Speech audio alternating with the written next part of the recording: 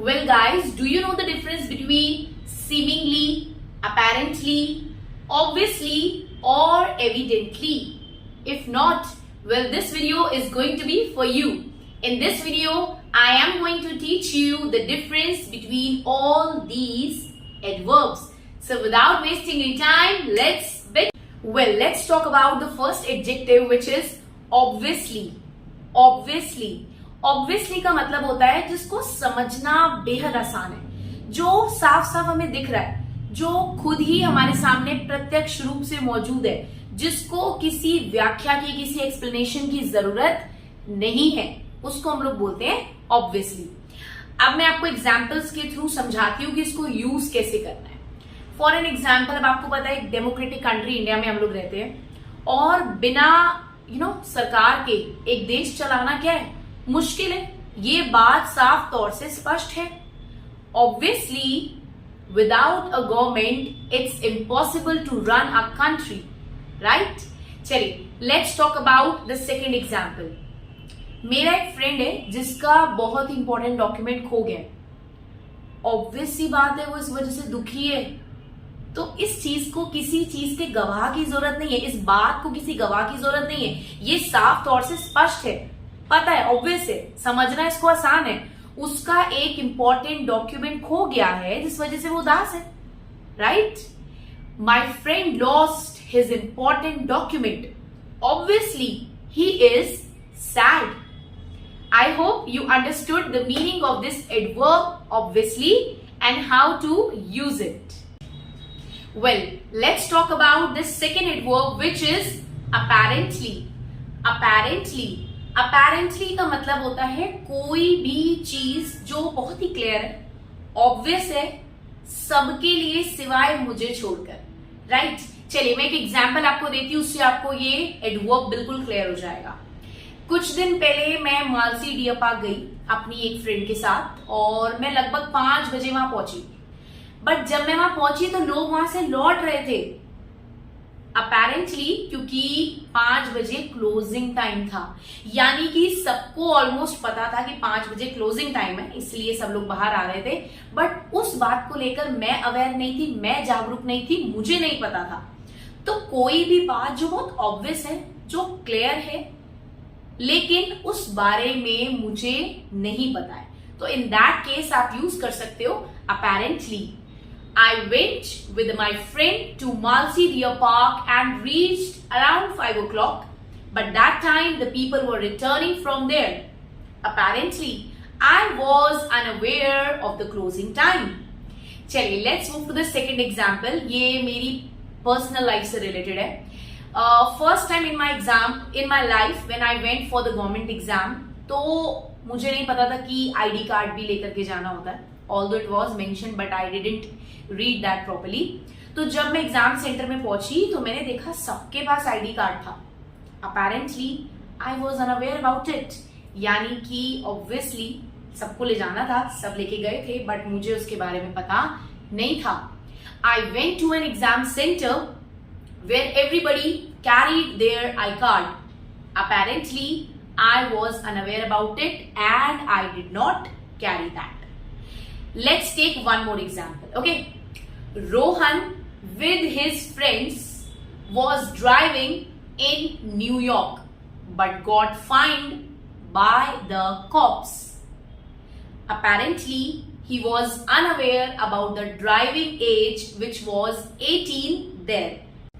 रोहन अपने फ्रेंड्स के साथ न्यूयॉर्क में ड्राइव कर रहा था और उसका चालान हो गया क्योंकि ड्राइविंग एज वहां पर 18 थी और रोहन 17 का था। तो ड्राइविंग एज वहां 18 है, ये बात सब लोगों के लिए बहुत ऑब्वियस है, कॉमन है वहां पर। But for the Rohan apparently he did not know. यानी जो चीज सबके लिए कॉमन है बट रोहन को उसकी नॉलेज नहीं थी। Got it? So something which is clear and obvious except me, so वहां पर हम लोग यूज करेंगे अपेरेंटली। तो अगर आपको अपेरेंटली हो चुका है clear, then do let me know in the comment section. Now let's move to the third adjective, evidently.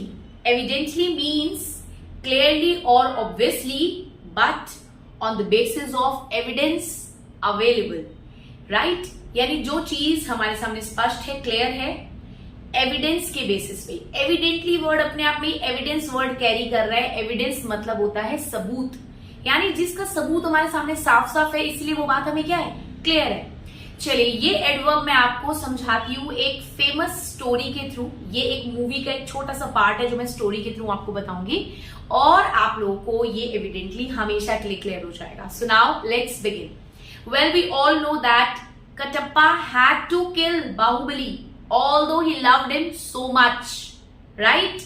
Shivgami ordered Katappa to kill Bahubali. Evidently, Shivgami fell into the trap of his son. Now, let's talk about few more examples of evidently. First example, the children were evidently tired after a long hike.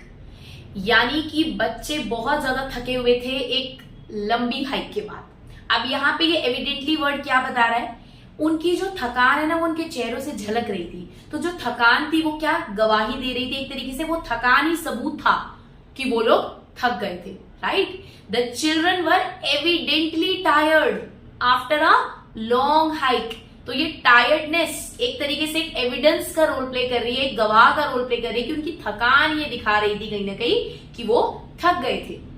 Now let me give you another example, which is she was evidently happy with her new job, right? She was evidently happy with her new job.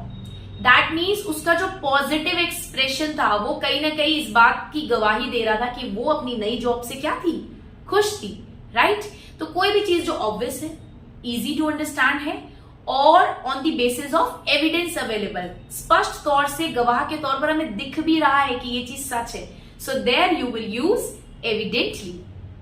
Well, moving on to the fourth adjective which is seemingly. Seemingly, seemingly word को हम लोग समझेंगे सीम के through. सीम, seemingly word में एक word आ रहा है सीम, SEEM। सीम का मतलब होता है प्रतीत होना, यानी जो चीज आपको प्रतीत हो रही है, फील हो रही है, दिख रही है, बट वास्तविक तौर पे वो सच है या नहीं ये आपको नहीं पता। समथिंग दैट अपीयर्स और seems to be true but may not be actually so. चलिए अब इसको भी सीखते हैं एक एग्जाम्पल के through. Okay, I decided to change my route after seeing a seemingly endless line of trucks. Let me explain you in Hindi also.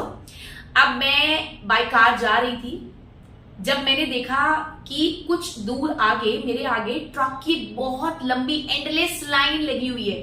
मतलब मैंने देखा इन द सेंस, जहां तक मुझे दिख रहा था वहां तक मुझे ऐसा लगा कि भाई ये तो बहुत लंबी लाइन है ट्रक की, राइट। तो मुझे ऐसा प्रतीत हुआ, क्या पता वो इतनी लंबी लाइन ना हो, आगे चल करके शायद वो खत्म हो गई हो, बट मुझे दूर से कैसा प्रतीत हुआ कि ये तो भैया बहुत लंबी लाइन लगी हुई है ट्रक्स की, यहां से गाड़ी मोड़ लेने में ही भलाई है, राइट।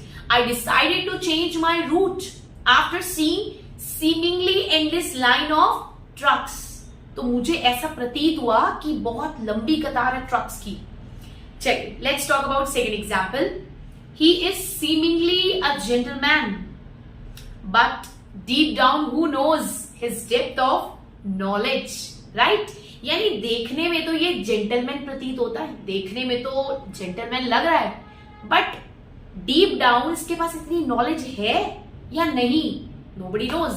यानी मैं उसके अपीयरेंस के बेसिस पे बता रही हूं कि मुझे दिखने में तो वो जेंटलमैन प्रतीत हो रहा है, फील हो रहा है, बट रियलिटी हमें नहीं पता। क्या पता उसके थॉट्स, उसकी नॉलेज इतनी ज्यादा डेवलप ही ना हो, दिखने में वो जेंटलमैन लग रहा हो, but he is not, right. So this is what we mean by the adverb seemingly. Now, I hope you all understood the difference between these four important adverbs. And if yes, then do drop down your examples in the comment section, because through that I will get to know that my students are learning or not, as well as our viewers. So, if you like the video, don't forget to like, share and subscribe. Ciao everybody.